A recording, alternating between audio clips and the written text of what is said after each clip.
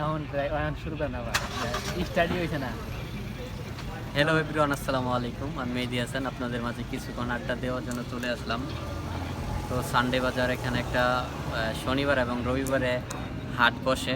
মোটামুটি বিশেষ করে 80% লেডিস আইটেম এবং হচ্ছে ঘরের যত আসবাবপত্র থেকে শুরু করে প্রয়োজনীয় যত জিনিসপত্র আছে সব কিছু পেয়ে যাবেন।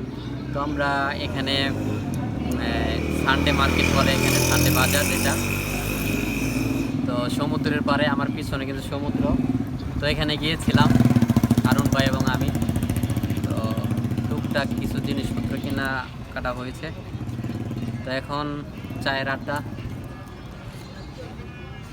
এবং বিশেষ করে হচ্ছে এখানে পাকিস্তানের সব থেকে খাবারের জন্য যদি আপনি বাংলা খাবার খোঁজেন, বিরিয়ানি খুব দেখতে সুন্দর, কিন্তু এখানে খাওয়ার মতো না, কারণ আমাদের বাঙালিদের মুখে স্বাদ লাগবে না। এবং রুটিটা আপনি খেতে পারবেন, তরকারিটা মানে আমার কাছে বিশেষ করে ভালো লাগে নাই। রুটি খেতে পারেন, রুটি বাংলাদেশের মতোই, নান রুটি বা তন্দুর রুটি যেটাকে বলে। এবং চা, এই চাটা আপনি যতক্ষণ খাবেন, লাস্ট আস্তে আস্তে খাবেন এবং কি চায়ের টেস্ট বাড়তে থাকবে। এই হচ্ছে সব থেকে এখানকার একটা, মানে এই চা খাওয়ার পরে হচ্ছে আপনার প্রথম ভাল লাগে না, কিন্তু আমি চাটা যতক্ষণ খাবো লাস্ট মুহূর্তে চায়ের যে একটা তৃপ্তি এবং হচ্ছে চায়ের স্বাদটা বেড়ে যায়। তো একদিন পরে চলে যাব সৌদি, এবং সৌদি থেকে বাংলাদেশে চলে যাব।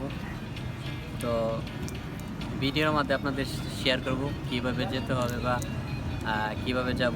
অবশ্যই ভিডিওর মধ্যে আপনাদের সাথে পুরো বিষয়গুলো শেয়ার করবো এবং ক্লিয়ার করে দেব।